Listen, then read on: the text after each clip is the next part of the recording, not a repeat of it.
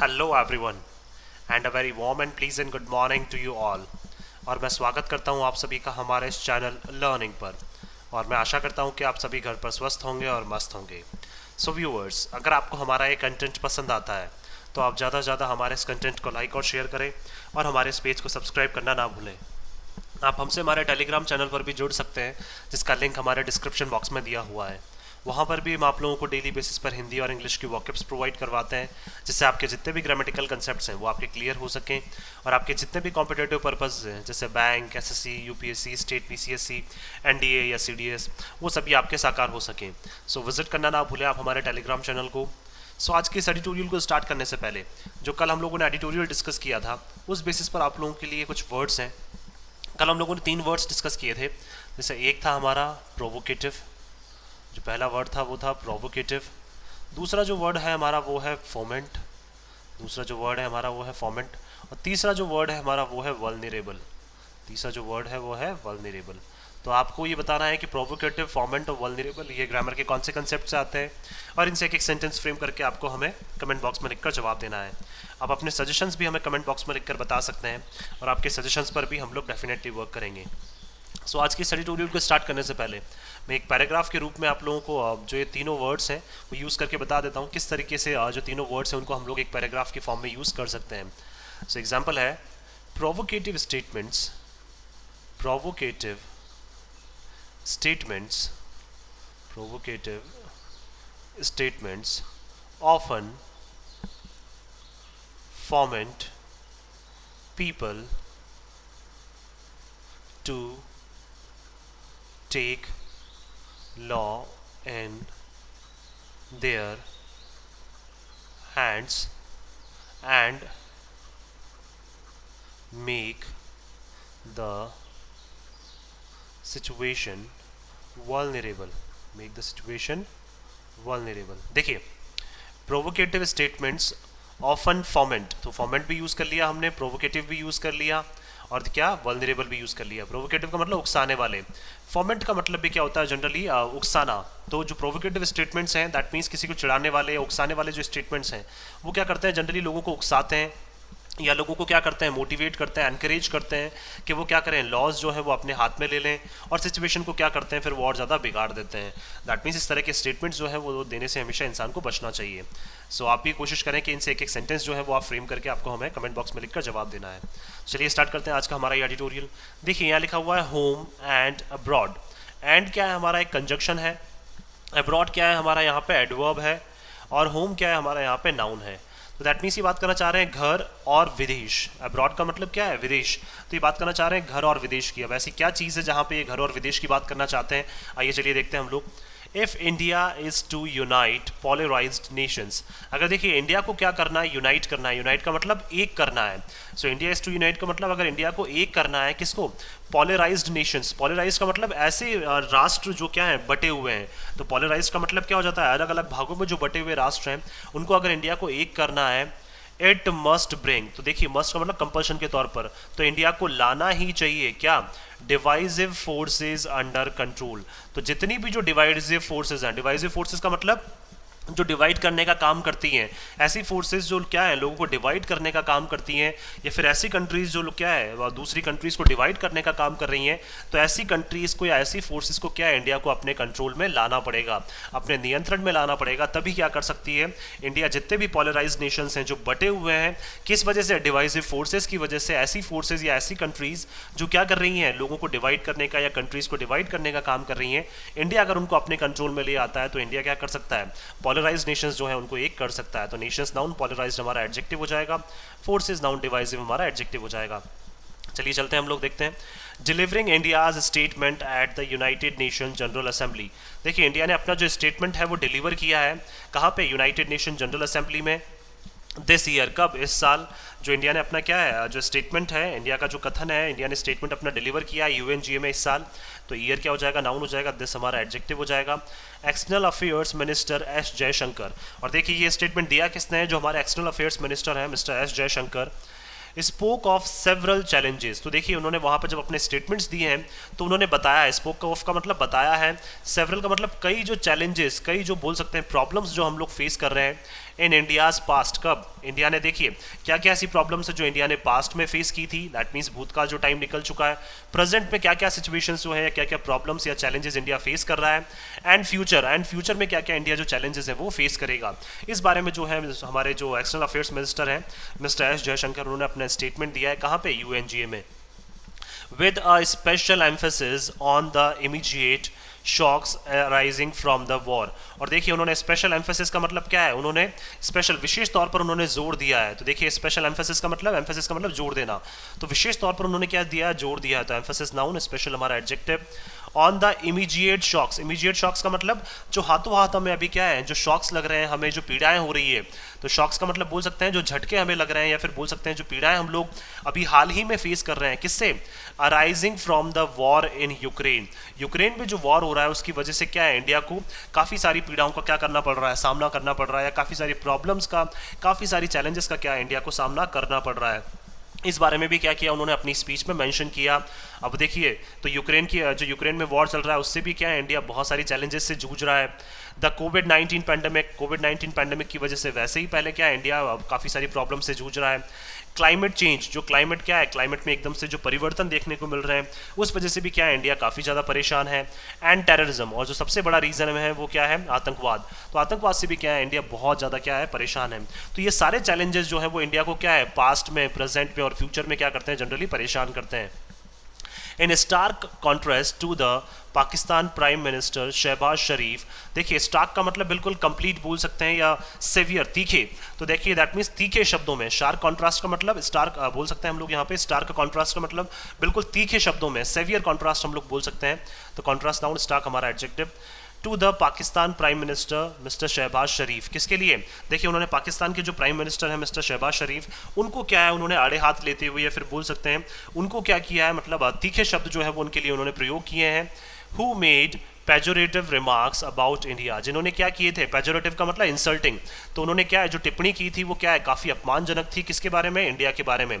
तो उन्होंने क्या किया है, डायरेक्टली उनका नाम नहीं लिया है। किसने? हमारे जो मिस्टर जयशंकर है, मिस्टर एस जयशंकर जो है एक्सटर्नल अफेयर्स मिनिस्टर, उन्होंने डायरेक्ट क्या है, पाकिस्तान का नाम नहीं लिया है। लेकिन जो पाकिस्तान के प्राइम मिनिस्टर हैं उन्होंने क्या किया था, पेजोरेटिव रिमार्क्स का मतलब एक डिसरिस्पेक्टफुल जो रिमार्क्स हैं वो इंडिया के बारे में उन्होंने रखे थे, अपमानजनक जो शब्द हैं वो उन्होंने इंडिया के बारे में कहे थे। लेकिन जो हमारे ऑनरेबल मिस्टर एस जयशंकर हैं उन्होंने क्या किया, उन्होंने डायरेक्ट पाकिस्तान का नाम नहीं लिया है, लेकिन फिर भी क्या किया, उन्होंने मेंशन किया किसको, मिस्टर शहबाज शरीफ को। तो रिमार्क्स नाउन हो जाएगा, पेजोरेटिव हमारा adjective. Mister Jaishankar made no direct comment on Pakistan, देखिए मिस्टर जयशंकर ने कोई भी जो है वो सीधे तौर पर टिप्पणी नहीं की, किसके ऊपर, पाकिस्तान के ऊपर। तो कमेंट नाउन, डायरेक्ट हमारा एडजेक्टिव हो जाएगा। Nor did he directly mention India's challenges, और देखिए ना ही उन्होंने डायरेक्टली, दैट मीन्स बोल सकते हैं कि सीधे तौर पर उन्होंने मेंशन किए कि इंडिया के चैलेंजेस क्या हैं at the line of actual control. कहाँ पे? लाइन ऑफ एक्चुअल कंट्रोल पे हम लोग क्या क्या चैलेंजेस फेस कर रहे हैं, इस बारे में भी उन्होंने कोई सीधे तौर पर वहाँ पे जो बातचीत है वो नहीं की। तो मेंशन वर्ब हो जाएगा, डायरेक्टली हमारा यहाँ पे एडवर्ब हो जाएगा। Although he criticized China's habit of politicizing and blocking UN Security Council, लेकिन फिर भी क्या किया, although का मतलब यद्यपि, उन्होंने क्रिटिसाइज किया, क्रिटिसाइज का मतलब निंदा की, जो चाइना की हैबिट बन चुकी है, चाइना की आदत बन चुकी है क्या करने की, पॉलिटिसाइजिंग। पॉलिटिसाइजिंग का मतलब क्या है, राजनीतिकरण करने की, हर एक मुद्दे को राजनीतिकरण करने की और ब्लॉक करने की, और बार बार क्या कर देता है, इंडिया के जितने भी एफर्ट्स हैं उसको चाइना ब्लॉक कर देता है। अब वो एफर्ट्स कौन से, देखिए United nation security council terrorist designations, हमें पता है कि हम यूनाइटेड नेशन सिक्योरिटी काउंसिल जो है यूएनएससी, वहाँ पे कब से हम लोग कोशिश कर रहे हैं कि जो मेन मुख्य जो आतंकवादी हैं उनके क्या है, उनको डेजिग्नेट किया जा सके, उनकी एक लिस्ट बनाई जा सके। उस लिस्ट को क्या कर देता है, बार बार जो चाइना है वो क्या कर देता है, ब्लॉक कर देता है। दैट मीन्स इंडिया के एफर्ट्स को बार बार क्या कर रहा है, चाइना जो है वो विफल करने में लगा रहता है। His comments on Ukraine were watched, अब देखिए उनके जो कमेंट्स हैं मिस्टर एस जयशंकर के, किसके ऊपर, यूक्रेन के ऊपर जो उनके कमेंट्स हैं उसको क्या है, हर एक कंट्री जो है वो क्या है, बहुत ध्यान से देख रही थी। वर वॉच्ड का मतलब हर एक कंट्री जो है वो उनके जो कमेंट्स हैं, दैट मीन्स इंडिया के जो कमेंट्स हैं उसको क्या है, हर एक कंट्री ध्यान से सुन रही थी।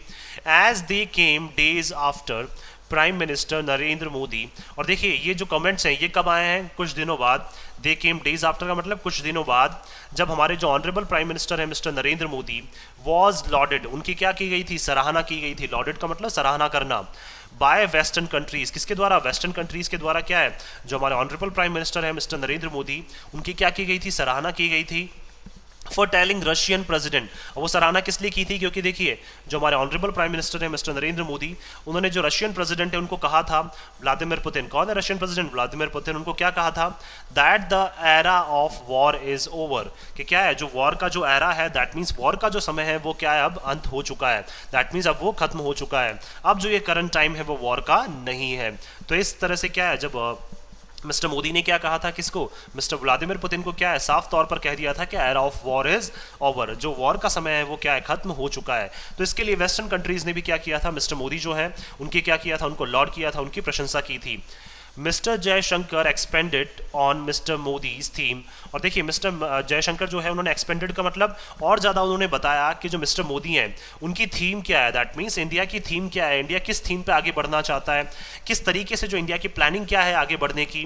तो एक्सपेंडेड का मतलब क्या है, उन्होंने अपने वर्ड्स को और ज़्यादा क्या किया, एक्सप्रेस किया कि मिस्टर मोदी क्या चाहते हैं कि जो वॉर है वो तो खत्म हो ही जाए, इसके अलावा और क्या चाहते हैं, तो इसीलिए क्या लिखा हुआ यहाँ पे एक्सपेंडेड। एक्सपेंडेड का मतलब और ज़्यादा वर्ड्स में कुछ बताना कि देखिए मिस्टर मोदी की थीम क्या है या इंडिया की थीम क्या है, without seeming to either criticise Russia, और देखिए वहां पे बिल्कुल नहीं लग रहा था, विदाउट सीमिंग का मतलब बिल्कुल हमें ऐसा नहीं लग रहा था कि क्या कर रहे हैं, या तो वो क्रिटिसाइज कर रहे हैं, निंदा कर रहे हैं किसकी, रशिया की, या कॉन्डोन, कॉन्डोन का मतलब सपोर्ट कर रहे हैं इट्स एक्शंस। तो देखिए वहाँ पे इवन बोल सकते हैं हम लोग, जो मिस्टर जयशंकर उन्होंने ऐसा बोला है कि मोदी गवर्नमेंट जो है उनकी प्लानिंग क्या है बिल्कुल अलग है, और ना ही देखिए ना तो हम लोग रशिया को क्रिटिसाइज कर रहे हैं, ना ही रशिया को हम लोग सपोर्ट कर रहे हैं, तो हम किसी भी फेवर में क्या है अपनी जो बात है वो आप यहाँ पे नहीं रख रहे हैं। ऐसा किसने क्लियर कर दिया, मिस्टर जयशंकर ने, कि ना तो रशिया को क्रिटिसाइज कर रहे हैं हम लोग, ना ही रशिया को सपोर्ट कर रहे हैं, ना ही रशिया के जो एक्शन है उनको सपोर्ट कर रहे हैं। तो एक्शंस नाउन इट्स हमारा एडजेक्टिव।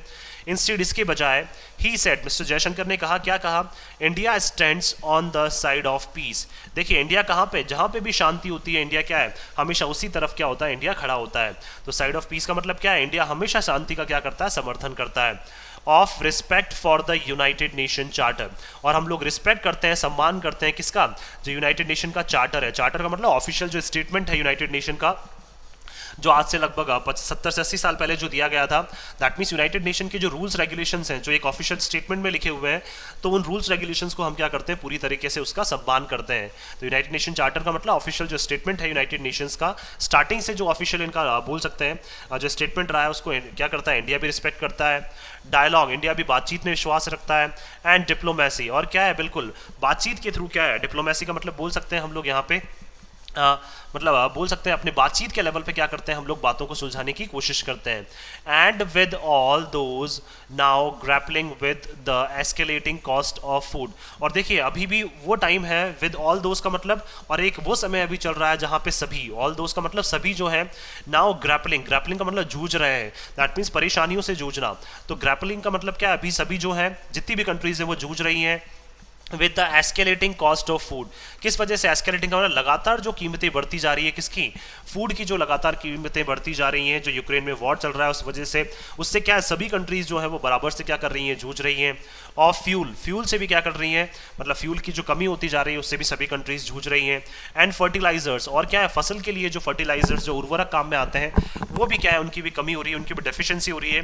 तो इस वजह से भी क्या है, सभी कंट्रीज जो है वो बहुत सारी परेशानियों से क्या है, जूझ रही हैं। ये सारी चीज़ें क्या की उन्होंने अपने वर्ड्स में मेंशन की। His words were even handed, और देखिए उनके वर्ड्स जो थे वो बिल्कुल क्या थे, फेयर थे। फेयर का मतलब बिल्कुल सटीक थे। देखिए वहाँ पे उन्होंने किसी भी कंट्री को सीधे तौर पर टारगेट नहीं किया, ना पाकिस्तान को, ना चाइना को, ना रशिया को, किसी भी कंट्री को क्या उन्होंने सीधे तौर पर वहाँ पे टारगेट नहीं किया। तो इसलिए उनके जो वर्ड्स थे वो क्या थे, इवन हैंडेड। इवन हैंडेड का मतलब बिल्कुल फेयर, इम्पार्शल, किसी के भी सपोर्ट में उन्होंने कुछ भी वहाँ पे नहीं कहा। And require global stakeholders, और देखिए लेकिन अब हमें क्या है, इंडिया को आवश्यकता है कि ग्लोबल का मतलब वर्ल्ड लेवल पर जितने भी जो स्टेक होल्डर्स हैं, हितधारक जो हैं, स्टेक होल्डर्स का मतलब जो अपने स्टेक्स इन्वॉल्व करते हैं या इन्वेस्ट करते हैं, जो क्या है कंट्रीज़ के या फिर सभी के बारे में, हितों के बारे में सोचते हैं। तो देखिए अब हमें भी आवश्यकता है ग्लोबल स्टेक होल्डर्स की टू कंसिडर, कि क्या करें, वो कंसिडर करें, माने both the risk from the conflict in Ukraine, जो रिस्क चल रही है कहाँ से, कॉन्फ्लिक्ट, दैट मीन्स जो विवाद चल रहा है यूक्रेन में, उससे क्या क्या खतरा सभी को हो सकता है। And from US EU led sanctions, और देखिए बोथ द रिस्क का मतलब देखिए, दो रिस्क, जो दो खतरों की बात करना चाह रहे हैं ये, एक तो यूक्रेन में जो कॉन्फ्लिक्ट चल रहा है रशिया यूक्रेन का, वो पहला तो, और दूसरा यूनाइटेड स्टेट्स और यूरोपियन यूनियन ने जो क्या किया है, अपने सैंक्शंस जो लगातार, पाबंदियां जो ये लगातार बढ़ाते जा रहे हैं, दैट कुड एग्जेसरबेट, जो क्या कर सकता है, इवन और ज़्यादा बिगाड़ सकता है। एग्जेसरबेट का मतलब टू मेक वर्स, और ज़्यादा सिचुएशन को, स्थिति को बिगाड़ना। तो देखिए, एक तो यूक्रेन में जो कॉन्फ्लिक्ट चल रहा है उससे सिचुएशन बिगड़ी रही है, और उसके अलावा यूनाइटेड स्टेट्स और यूरोपियन यूनियन जो है वो भी क्या करते जा रहे हैं, अपने सैंक्शंस, अपनी पाबंदियों को लगातार बढ़ाते जा रहे हैं, तो जिससे सिचुएशन जो है वो बिगड़ती जा रही है। कौन सी सिचुएशन? Global economic fragmentation. देखिए, ग्लोबल लेवल पे जो इकोनॉमी है, हमारी आर्थिक स्थिति जो है वो क्या है, पहले से ही फ्रेगमेंटेड है। फ्रेगमेंटेड का मतलब वैसे ही वो क्या है, विभाजित है, टूटी हुई है। दैट मीन्स किसी की भी इकोनॉमी ऐसी नहीं है कि जो क्या है स्टेबल कंडीशन में है। तो ग्लोबल लेवल पे जो इकोनॉमिक फ्रेगमेंटेशन है उसको भी क्या करते जाएंगे, सिचुएशन और ज़्यादा बिगड़ती जाएगी उसकी भी।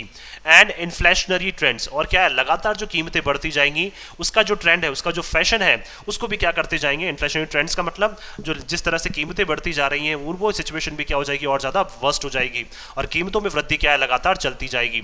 तो दो चीज़ों की वजह से सभी परेशान है, एक तो यूक्रेन में जो वॉर चल रहा है, और यूनाइटेड स्टेट्स और यूरोपियन यूनियन जो मिलकर क्या कर रहे हैं, सैंक्शंस लगाते जा रहे हैं। इसी वजह से क्या है, सिचुएशंस बिगड़ती जा रही है, लोगों का जो कंट्रीज की इकोनॉमी है वो बिगड़ती जा रही है, इन्फ्लेशन क्या है, लगातार बढ़ता जा रहा है। The prognosis seems even bleaker. देखिए, प्रोग्नोसिस का मतलब बोल सकते हैं जो पूर्व लक्षण हमें नजर आ रहे हैं, किसमें, जो रशिया यूक्रेन कॉन्फ्लिक्ट चल रहा है, या फिर सिचुएशन को क्या है शांत करने के जो पूर्व लक्षण हमें नजर आ रहे हैं, सीम्स इवन ब्लीकर, वो क्या है, बिल्कुल हमें कमजोर नजर आ रहे हैं। ब्लीकर का मतलब कमजोर। दैट मीन्स कोई भी क्या है इस सिचुएशन पे काम नहीं करना चाह रहा है।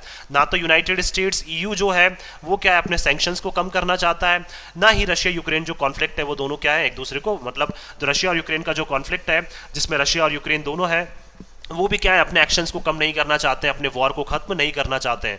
तो इसलिए बोलना चाह रहे हैं कि जो पूर्व लक्षण है जो हमें नजर आ रहे हैं बार बार, प्रोग्नोसिस का मतलब पूर्व लक्षण जो हमें नजर आ रहे हैं सिचुएशन को शांत करने से रिलेटेड, वो बिल्कुल क्या है, बहुत ज़्यादा कमजोर है। मतलब हमें कहीं पर भी ऐसे लक्षण नजर नहीं आ रहे हैं कि सिचुएशन को सुधारने की कोशिश की जा रही है। Given that just prior to the United Nation General Assembly, और देखिए अगर बात करें हम लोग यहाँ पे तो यूनाइटेड नेशन जनरल असेंबली से जस्ट पहले mister Putin delivered a speech. Mister Putin ने क्या किया था, एक स्पीच डिलीवर की थी, committing to Russia's ability to use all weapons. और देखिए उन्होंने बताया था कि हम लोग कमिटेड हैं पूरी तरह से सॉरी, और देखिए उन्होंने बोला था कि हम लोग पूरी तरह से कमिटेड हैं, और रशिया क्या है, योग्य है।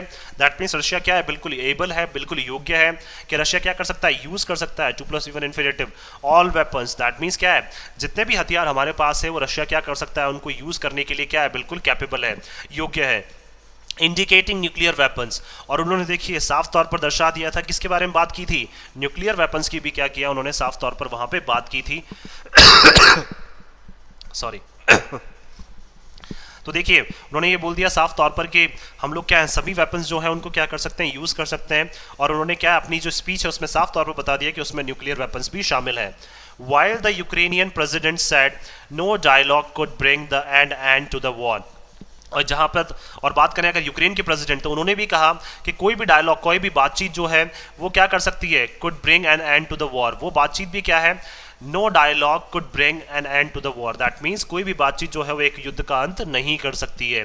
और तो देखिए दैट मीन्स दोनों के तेवर जो है वो क्या है, काफ़ी आक्रामक है, एग्रेसिव है, रशिया के भी और यूक्रेन के भी, दोनों ही क्या है वॉर को खत्म नहीं करना चाहते हैं। Calling instead for more weaponry and a global effort to punish Russia. और देखिए उन्होंने क्या किया, जो यूक्रेन के प्रेसिडेंट है उन्होंने भी क्या है कहा, इवन उसके बजाय क्या कहा, देखिए वॉर को खत्म करने के बजाय वो क्या बोल रहे हैं कि हमें क्या है और ज़्यादा वेपन्स की आवश्यकता है। फॉर मोर वेपनरी का मतलब हमें और ज़्यादा वेपन्स की आवश्यकता है, और क्या है ग्लोबल लेवल पे क्या है हमें एफर्ट्स की आवश्यकता है। ग्लोबल लेवल पे क्या है हमें सभी को प्रयास करने चाहिए, किसको, रशिया को पनिश करने के लिए, रशिया को सजा देने के लिए क्या है हमें ग्लोबल लेवल पे भी क्या करने चाहिए, एफर्ट्स लगाने चाहिए। ऐसा किसने कहा, यूक्रेन के प्रेसिडेंट ने।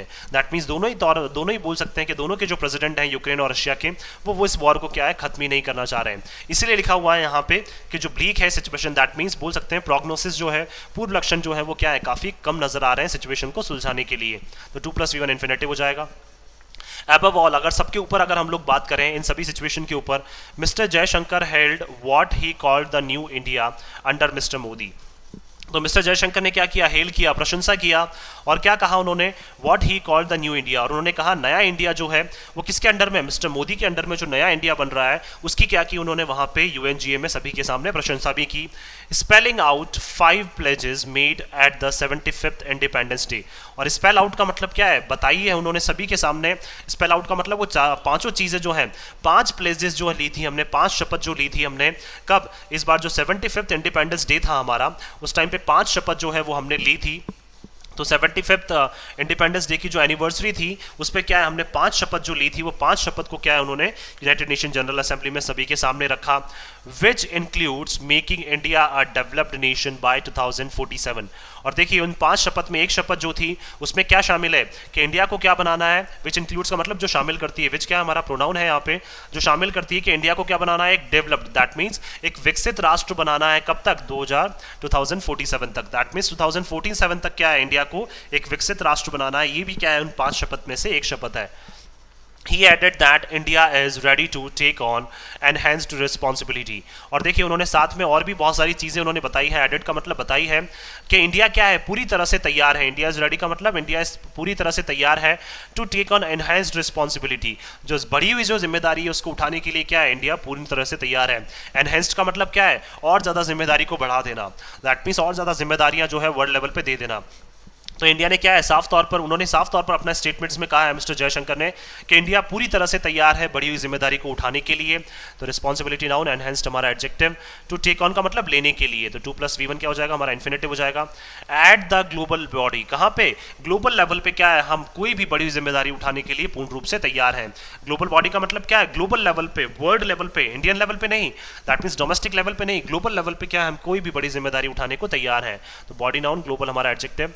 And called for a reformed United Nation with an expanded Security Council। और देखिए उन्होंने बताया भी, सही बात भी की, किसके बारे में, कि हमें क्या है, रिफॉर्म्ड यूनाइटेड नेशंस बनाना चाहिए। रिफॉर्म का मतलब दोबारा से एक नया यूनाइटेड नेशंस जो है उसका क्या है, हमें निर्माण करना चाहिए। रिफॉर्म का मतलब ऐसा नहीं है कि पूरा स्टार्टिंग से दोबारा बनाना चाहिए, ऐसा नहीं, उसी में जो चेंजेस हैं वो यूनाइटेड नेशंस में हमें करने चाहिए। और क्या है, सिक्योरिटी काउंसिल जो है उसको भी क्या करना चाहिए, हमें एक्सपेंड करना चाहिए। दैट मीन्स बोल सकते हैं कि यूनाइटेड नेशन सिक्योरिटी काउंसिल जो है उसको एक्सपेंड करने की, उसको दोबारा से रिफॉर्म करने की भी क्या है, इन्होंने बात कही है यहाँ पे, as a means at righting the injustice done to the global south.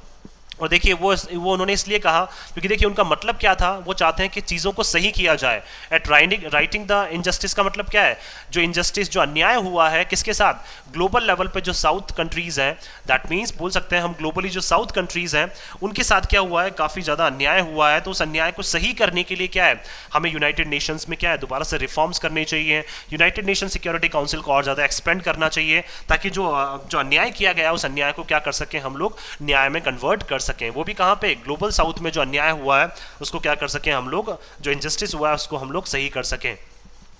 The year ahead, आने वाला जो साल है, where India will host the G20 summit. देखिए जो क्या करेगा, इंडिया जो है आने वाले साल में G20 समिट को होस्ट करने वाला है। दैट मीन्स जो अगले साल जो G20 समिट है वो कहाँ होने वाली है, इंडिया में होने वाली है।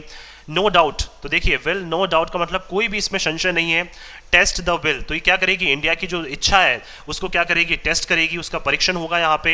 And the ability of the Modi government, और क्या है, मोदी गवर्नमेंट की जो एबिलिटी है, जो योग्यता है, to play the role of global uniter, क्या करने की, ताकि ये रोल प्ले कर सकें। दैट मीन्स बोल सकते हैं हम लोग यहाँ पे कि इंडिया की क्या है, जो विलिंगनेस है, इंडिया की जो इच्छा है उसका क्या होगा, यहाँ पे टेस्ट होगा। और इंडिया की क्या है, या फिर मिस्टर मोदी गवर्नमेंट जो है उनकी भी क्या है, योग्यताओं का टेस्ट होगा कि आप वाकई में ग्लोबल यूनाइटर जो है, ग्लोबल यूनाइटर का मतलब ग्लोबल लेवल पे सभी कंट्रीज को यूनाइट करने का जो काम है उसका रोल आपको मिल सकता है या नहीं मिल सकता है। तो इसका भी टेस्ट क्या है, अगले साल जो समिट होगी G20 समिट, उसमें ये सारा टेस्ट जो है वो हो जाएगा कि आप वाकई में जो रोल है ग्लोबल यूनाइटर का वो प्ले कर सकते हैं या नहीं कर सकते हैं। तो 2+V1 इन्फिनेटिव हो जाएगा हमारा, यूनाइटेड नाउन हो जाएगा, ग्लोबल हमारा एडजेक्टिव हो जाएगा यहाँ पे। And what mister Jaishankar called a bridge between nations polarised by bitter divides. और देखिए मिस्टर जयशंकर ने क्या कहा, इसी चीज़ को क्या कहा कि हम लोग क्या एक ब्रिज बनाना चाहते हैं।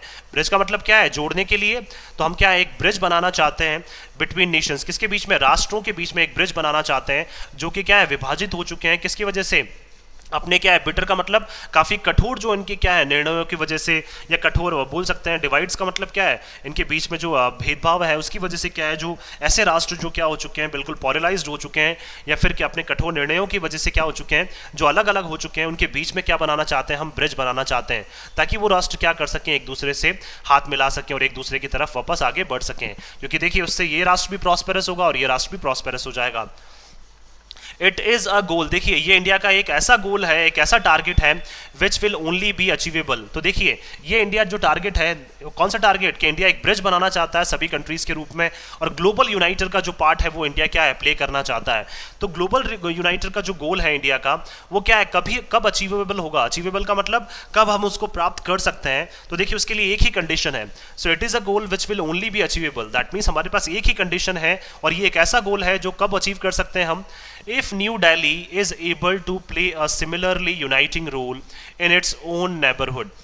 अगर जो न्यू दिल्ली है, दैट मीन्स इंडिया जो है, अगर वो कैपेबल है, अगर वो योग्य है, अगर इसी तरह का सिमिलर का मतलब समान तौर पर इसी तरह का अगर जो रोल है यूनाइट करने का, यूनाइट का मतलब एक करने का जो रोल है, इंडिया अगर वो प्ले कर पाता है, कहाँ पे, अपने खुद के नेबरहुड में। नेबरहुड का मतलब बोल सकते हैं हम लोग यहाँ पे, अगर खुद के पड़ोसियों में क्या है, इंडिया जो है वो यूनाइटिंग का क्या है, एक स्पिरिट अगर जो है, दैट मीन्स यूनाइट करने वाली जो स्पिरिट अगर इंडिया अपने नेबरहुड में अगर पैदा कर पाता है, तो ये मान के चल सकते हैं कि ग्लोबल लेवल पे भी क्या कर सकता है, फिर इंडिया ग्लोबल यूनाइटर का जो रोल है वो प्ले कर सकता है। तो नेबरहुड नाउन हो जाएगा, ओन हमारा एडजेक्टिव हो जाएगा। दैट मीन्स खुद को पहले इंडिया को अपने नेबरहुड को क्या करना पड़ेगा, अपने पास लाना पड़ेगा, इसको यूनाइट करना पड़ेगा, इंडिया के कंट्रोल में लाना पड़ेगा, या फिर बोल सकते हैं इंडिया के साथ जो नेबरहुड है वो इंडिया के साथ आगे चले। तो ये पहले क्या है, इंडिया को ये कोशिश करनी पड़ेगी।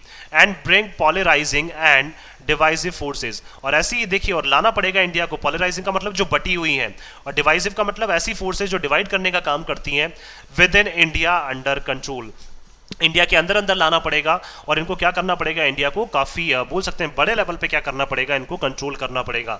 तभी क्या कर सकते हैं, इंडिया जो है वो ग्लोबल लेवल पे एक यूनाइटर का रोल प्ले कर सकता है। तो पहले अपने नेबरहुड के बारे में क्या है, इंडिया को सोचना चाहिए सॉरी तो पहले क्या अपने नेबरहुड के बारे में इंडिया को सोचना चाहिए कि किस तरीके से जो इंडिया है वो अपने नेबरहुड को क्या कर सकता है, एक सूत्र में पिरो सकता है, या उन सभी को क्या है, यूनाइट कर सकता है। उसके बाद क्या है, हम ग्लोबल लेवल पे भी क्या है, यूनाइटर का रोल प्ले हम लोग कर सकते हैं। सो मैं आशा करता हूँ कि आप सभी को ये आर्टिकल है वो पसंद आया होगा। अगर आपको हमारा ये आर्टिकल पसंद आया तो आप ज़्यादा से ज़्यादा हमारे इस आर्टिकल को लाइक और शेयर करें, और हमारे इस पेज को सब्सक्राइब करना ना भूलें। So thank you so much कि आपने इस वीडियो को अंत तक देखा। Thank you so much once again for your love and support.